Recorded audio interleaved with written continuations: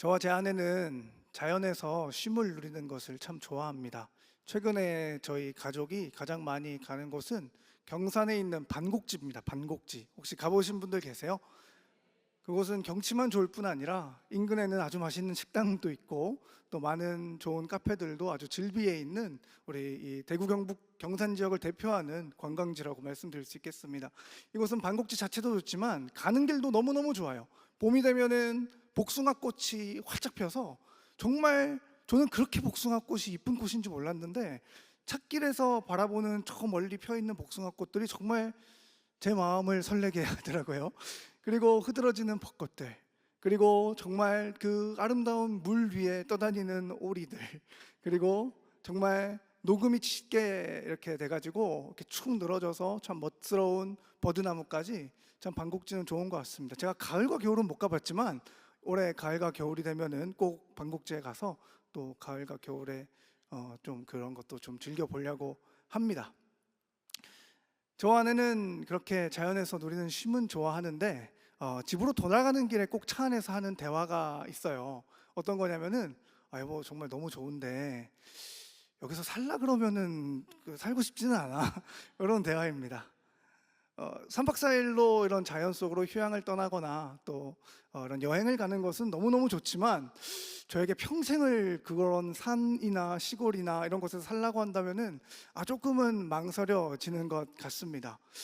왜 그러냐면은 일단 곤충이 너무 많습니다. 곤충이 너무 많고요. 그 다음에 뭔가 내 주변, 내 집의 주변을 제가 이렇게 잘 다 관리해야 될 것 같습니다. 그리고 또 뭔가 이 택배 배달도 잘 안 될 것 같고 제가 지금 너무나 잘 누리고 있는 자기 전에 우리 아이들이 먹을 우유나 치즈 같은 것들을 자면서 배달하면 다음날 눈 뜨면 와 있는데 그런 것들도 못 누릴 것 같은 그런 불편함들이 좀 찾아오지는 않을까라는 그러한 두려움 아닌 두려움이 제 안에 좀 있는 것 같아요. 결국은 불편할까봐 저는 시골에 사는 것을 조금 꺼려하는 것 같습니다. 그런데 오해하진 마십시오. 하나님이 보내시면은 저는 어디든지 갑니다. 저는 어디든지 갈 수 있는 각오가 되어 있습니다. 아무튼 이런 불편함이 저는 조금 두려운 것 같아요. 우리 대부분의 사람들이 이 불편함을 조금 꺼려하죠. 사실 불편한 걸 좋아하는 사람들은 없습니다. 그래서 우리는 일생 동안에 우리 삶의 불편함을 제거하고자 많이 노력을 합니다. 그 누구도 주변이 지저분한 동네에 살고 싶어하는 사람은 없습니다. 쓰레기를 줍는 수고를 자처하며 즐거움을 느끼는 사람은 많이 있지 않아요. 내 자녀의 학업과 진로가 불편함을 겪는 것을 그리 반기는 사람들은 많이 있지 않습니다. 또한 호전적인 이웃이나 조금 나와는 다른 문화를 가진 이웃들과 부딪히는 불편함을 감수하고 싶은 사람은 그렇게 많이 있지는 않습니다. 그래서 우리는 최대한 우리 인생의 불편함과 고통 그리고 거추장스러운 것들을 제거하고 편안하고 안락한 삶을 꿈꾸는 것 같습니다. 여러분 유진 피터슨이라는 목사님을 아세요? 메시지라는 성경을 번역했고 또 수많은 명저들을 집필하신 분인데 그분이 쓴 책 중에 한길 가는 순례자라는 책이 있습니다. 그 책에서 이분이 이런 글을 남겼습니다. 이스라엘의 역사는 세상과 전련한 두 번의 결정적 행위에 의해 진행되었다. 이스라엘의 역사는 세상과 전련한 두 번의 결정적 행위에 의해 진행되었다. 그 두 번이 언제일까요? 아브라함과 모세 때입니다. 여러분 다 기억하시죠? 아브라함은 하나님의 말씀에 순종하여서 메소포타미아를 등집니다. 모세는 어떻습니까? 이집트를 등지죠. 여러분 이 고대 근동 사회를 생각해 보십시오. 모든 지혜와 힘과 부와 권력과 이 세상의 모든 편리한 것들은 다 메소포타미아와 애굽, 그 당시 가장 발달되어 있는 문명 도시인 그 두 곳에 집중되어 있고 몰려 있었을 것입니다. 그런데 그러한 상황에서 모세와 아브라함은 그 문명의 등을 지고 하나님께서 보내시는 광야로, 알지 못하는 땅으로 나아갔던 것입니다. 이들이 왜 메소포타미아와 애굽을 등졌을까요? 문득 불편함이 들지 않았을까요? 평생 동안에 아무런 문제 없이 잘 살아오고 있었는데 어느 날 갑자기 이유는 알 수 없고 정확한 시기도 파악하기 어렵고 그리고 어떤 상황이었는지 정확히 기억은 안 나는 어느 그냥 평범한 일상적인 날에 하나님께서 찾아오십니다. 하나님께서 우리를 선택하시고 구원하시게 되면은 우리는 여태껏 누려왔던 안락함, 세상이 주는 안락함과 세상의 문명과 발전된 여러 가지 것들이 주는 편안함에 문득 불편함을 느낄 때가 있습니다. 그리고 그것이 만약 성경과 반대되는 어떤 가치를 가지고 있거나 내가 그것을 이루기 위하여서 하나님의 말씀을 거절해야 하는 순간이 오면은 이유는 알 수 없지만, 그리고 여전히 아직 나는 그런 것들을 원하고는 있으나 그럼에도 불구하고 문득 우리 마음에 불편함이 찾아오는 것을 느끼는 경험들을 우리 모두는 합니다. 그들은 어떤 불편함을 느꼈을까요? 우상이 주는 불편함을 느끼지 않았겠습니까? 거룩하신 하나님을 만난 그 자들이 하나님을 정면으로 대적하는 그러한 이방 문화의 불편함을 느끼지는 않았을까요? 하나님의 백성들을 탄압하는 불편함, 도저히 좌시할 수 없고 짚고 넘어가지 않고는 견딜 수 없는 어떤 불편함과 그러한 마음의 어려움들이 모세와 아브라함을 찾아온 것은 아닌가라는 그런 생각이 듭니다. 오늘 우리가 살펴볼 시편 120편의 저자 또한 비슷한 불편함을 겪고 있는 것 같습니다. 그는 자신의 상황이 너무나 힘들고 괴로워서 이렇게 고백합니다. 본문 1절과 2절인데요. 우리 한 목소리로 함께 읽어보겠습니다. 시작. 내가 환난 중에 여호와께 부르짖었더니 내게 응답하셨도다. 여호와여, 거짓된 입술과 속이는 혀에서 내 생명을 건져 주소서. 네, 아멘. 아마도 이 시편 저자의 불편함은 그의 주변에 있는 이웃으로부터 기인한 것 같습니다. 그런데 잘 보니까 거짓된 입술을 가지고 있고 속이는 혀를 가지고 있는 그러한 어떤 환경 속에 이 저자가 있는 것 같아요. 우리가 3절과 4절을 통해 더 상황을 살펴보도록 하겠습니다. 얼마나 마음이 괴로우면은 그는 3절과 4절에서 이렇게 마음을 쏟아놓습니다. 우리 본문 3절과 4절 함께 읽겠습니다. 시작. 너 속이는 혀여, 무엇을 내게 주며 무엇을 내게 더할꼬. 장사의 날카로운 화살과 로뎀나무 숯불이로다. 시편의 저자는 너무나 자신을 괴롭게 하는 환경과 또 주변의 이웃들의 진절머리가 난 나머지 장사의 화살과 로뎀나무의 숯불을 그들에게 주고 싶다고 지금 말하고 있습니다. 여러분, 장사의 화살, 피할 수 없는 일격일 것입니다. 당시 사자와 곰을 때려잡고 전장에 나가는 장사의 화살은 웬만한 사람들은 피할 재간이 없을 것입니다. 그러니까 이 시편의 저자는 자신을 괴롭게 하는 이웃들이든 환경이든 무엇이든 이 장사의 화살을 쏘는 것처럼 그들을 단숨에 제거하고 싶은 열망이 가득할 것입니다. 또 재밌는 것은 이 로뎀나무 숯불을 준다는 이 말이 굉장히 재밌는데요. 이 로뎀나무라는 나무가 광야에서는 흔하게 자라는 나무입니다. 그런데 이 나무가 줄기가 굉장히 연해가지고 불이 붙지 않는다 그래요. 그래서 땔감으로 사용하기에는 약간의 어려움이 있는 그러한 나무입니다. 그런데 이 로뎀나무를 숯불로 만들면은 이야기가 완전히 달라집니다. 이 로뎀나무 숯불에 불을 붙이면은 겉으로 볼 때는 불이 안 붙은 것처럼 보인대요. 안 붙은 것처럼 보인대요. 그런데 그 안을 보면은 굉장히 뜨거운 불씨가 길게는 일주일 동안 꺼지지 않고 활활활활 타오르고 있다는 것입니다. 여러분, 혹시 중국 만두 중에 샤오룽바오라고 아세요? 샤오룽바오? 모르시나요? 제가 잠깐 좀 이해를 돕기 위해서 설명을 드리겠습니다. 이 샤오룽바오가 어떤 음식이냐면은 만두인데요. 먹는 방법이 좀 있습니다. 좀 특별한 방법이 있는데요. 중국 음식점에 가면 이렇게 국자처럼 생긴 숟가락을 주는데 그 만두를 그 위에 이렇게 올립니다. 그런 다음에 젓가락으로 만두의 피를 살짝 찢으면은 거기서 무엇이 흘러나오냐면은 육즙이 흘러나옵니다. 육즙. 그게 진짜 맛있는 거거든요.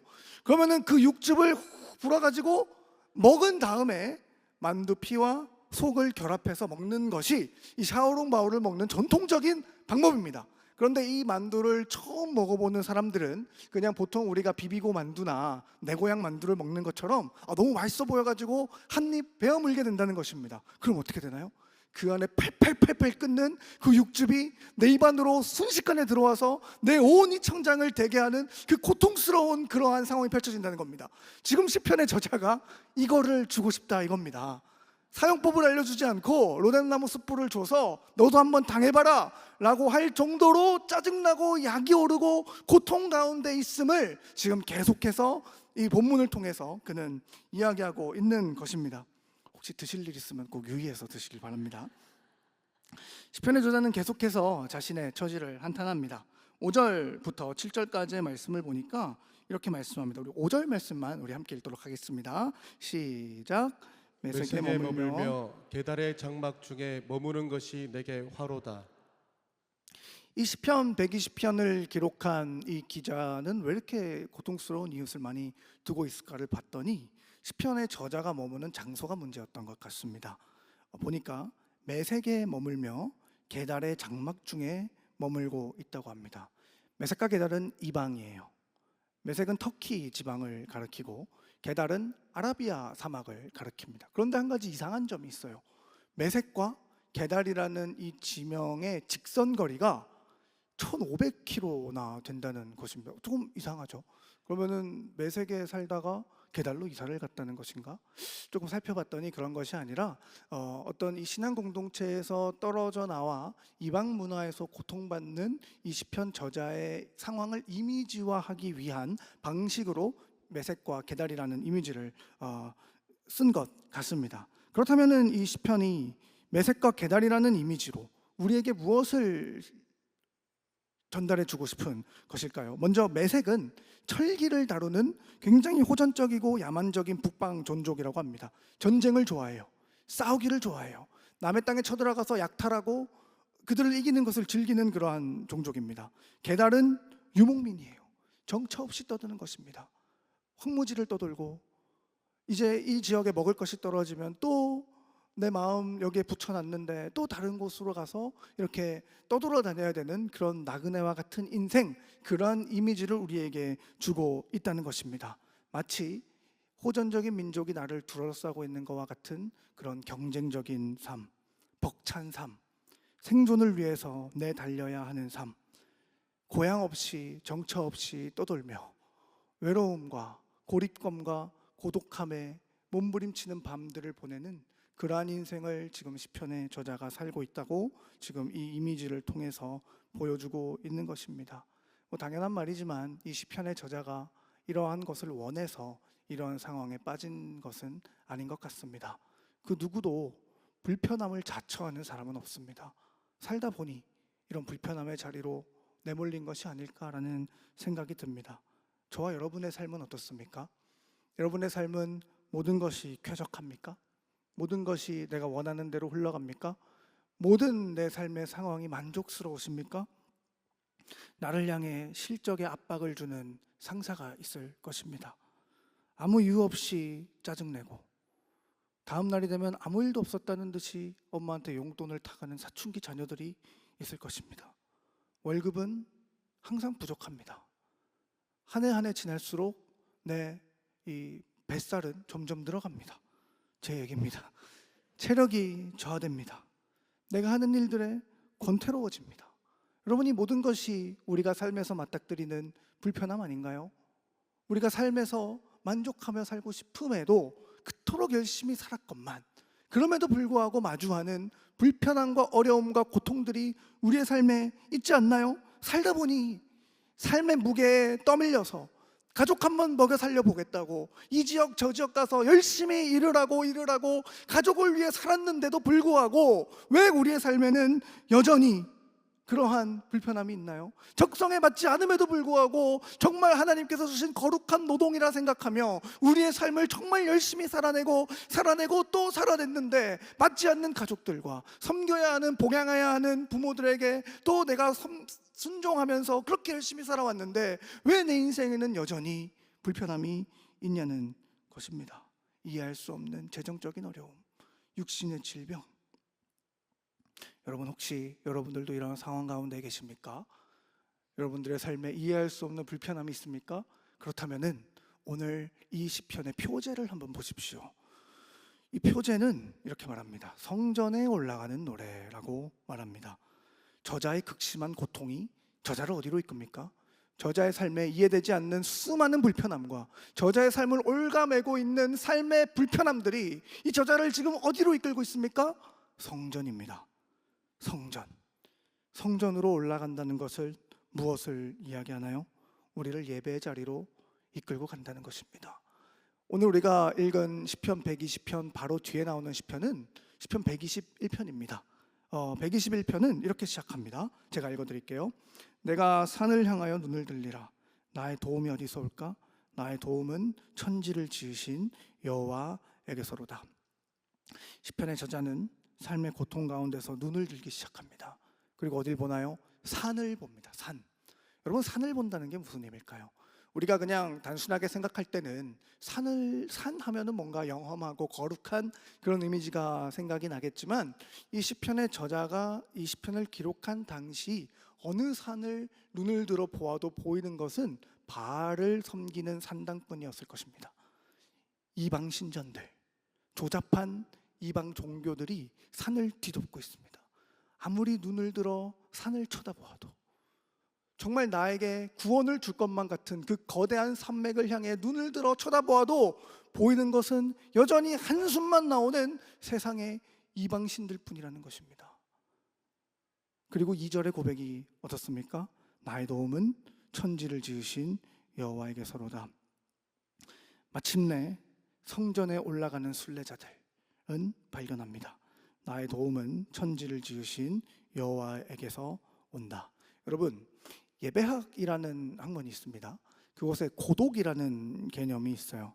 이 고독은 우리가 생각할 때 뭔가 혼자 있고 또 어느 공동체와 무리와 동떨어져 있는 그런 개념을 생각하기 쉬운데, 사실 이 고독이라는 개념의 원래 의미는 무리 가운데서도 하나님과 연결되어 있는 상태를 고독의 상태라고 합니다. 그러니까 쉽게 말하면은 이방의 문화가 있든 내가 지금 정말 하나님을 대적하는 어떤 그런 상황 가운데 있든 어떤 상황임에도 불구하고 내가 고독하다는 것은 그럼에도 불구하고 구별되어서 하나님 나라의 가치관을 지켜내는 삶을 살아가는 것을 바로 고독이라고 이야기하는 것입니다. 공동체에 있던, 회사에 있던, 직장에 있던 나는 하나님의 나라를 누릴 수 있는 상태가 바로 고독인 것입니다.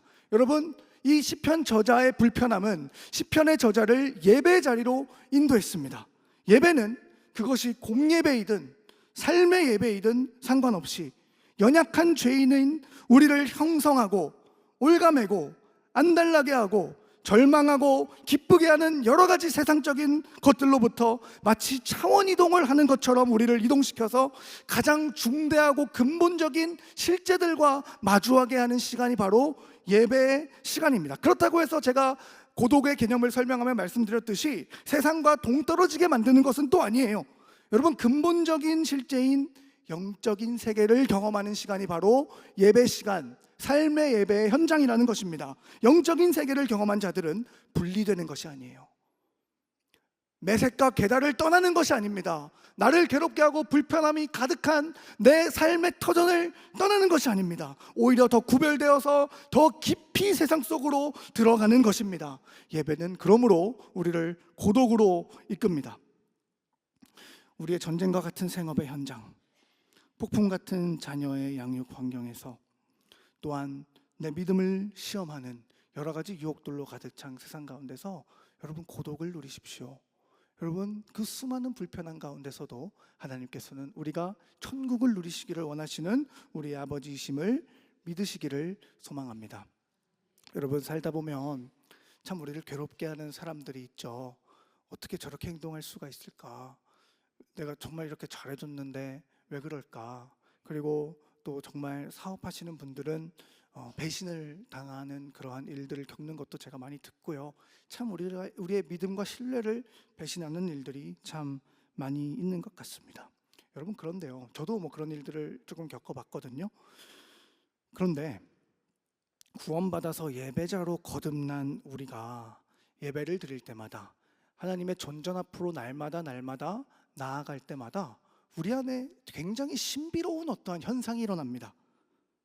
그것이 뭐냐면은 이 성령의 내주하심인데요, 마치 12제자와 함께 동행하며 그분이 정말 그 12제자를 지도하시고 도와주시고 먹이고 입히시고 이끄신 것처럼 성령께서도 참으로 신비롭게도 우리의 말투를 변화시키고 우리의 생각을 변화시키고 행동 양식을 변화시키고 가치관을 변화시키는 이런 신비로운 경험을 하게 한다는 것입니다. 단순히 내주하심이 아니라 우리의 삶을 강력하게 어떤 존재가 이끌어가는 것을 우리가 경험하게 되죠. 그리고 우리의 삶을 강력하게 이끌고 가시는 이 성령께서는 우리 안에 굉장히 독특한 한 가지의 어떠한 현상을 일으키는데, 그것이 바로 자기 성찰입니다. 자기 성찰. 성령은 말씀을 읽으면 내 마음에 부끄러운 것들을 드러내게 하십니다. 성령은 말씀의 검으로 나를 찌르게 하십니다.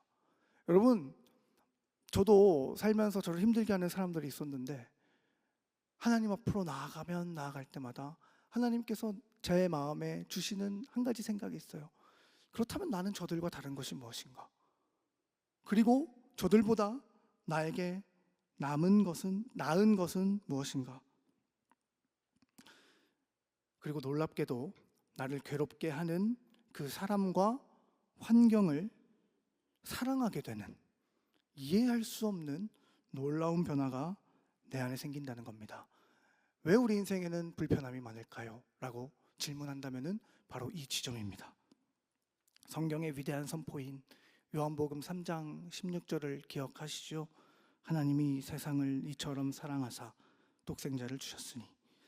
예수님의 공생애를 찬찬히 살펴보면 형용할 수 없는 고통과 불편함이 있었습니다. 수많은 호전적인 이웃들과 싸워야 했고 논쟁해야 했고 핍박도 받으셨습니다. 그러나 예수님은 그 세상을 사랑하셨고 죽으셨습니다. 그의 정신을 이어받은 제자들을 생각해 보십시오. 그들 또한 핍박의 삶을 살아갑니다. 그러나 그들은 자신들을 핍박하는 그 사람들을 너무나 사랑해서 죽어가는 그 순간까지 복음을 전하는 것이에요. 우리가 토마스 선교사님을 잘 알죠. 최고의 명문의대를 졸업한 수재가. 기록에 보면은 조선 땅은요, 의사들이 와가지고 조선의 의사들을 양성할 때 따로 해부학 교과서가 필요가 없었대요. 길에 돌아다니는 게 사람 해골이어서, 시체가 널려 있어서. 그렇게 가난하고 소망 없는 나라에 그 명문대를 졸업한 수재가 와서 왜 죽기까지 복음을 선포합니까? 처음에는 그도, 토마스 선교사도, 예수 그리스도의 제자들도 세상을 향한 불편함을 토로했을 것입니다. 그러나 그들의 불편함은 그들을 성전에 올라가게 했고 예배하게 했고 마침내 하나님의 은혜로 예수님을 닮은 한 사람으로 거듭나게 만든 것입니다. 그러므로 사랑하는 성도 여러분, 우리 아버지가 선하시기 때문에 우리의 삶에 가득한 모든 불편함들도 선한 불편함이라는 것을 믿으시기를 바랍니다. 말씀을 맺겠습니다. 가장 가치 있고 가슴 뛰는 삶은 어떤 삶일까요? 저는 영혼을 섬기는 삶이라고 믿습니다. 얼마나 우리를 힘들게 하는 사람들이 많이 있습니까? 그러나 여러분, 마침내 예배를 통해, 그리고 하나님과의 만남을 통해, 성령님의 강력한 인도하심을 통해 마침내 그들을 사랑하게 되는 기적을 경험해 보십시오. 그들을 향한 긍휼의 마음이 넘쳐나는 놀라운 변화를 경험해 보십시오. 오늘 본문 1절입니다. 내가 환난 중에 여호와께 부르짖었더니 내게 응답하셨도다. 이러한 우리의 삶의 변화야말로 불편함 중에 부르짖는 성도들에게 하나님이 주시는 응답일 것입니다. 이러한 은혜가 여러분의 삶에 가득하기를 주님의 이름으로 축복합니다.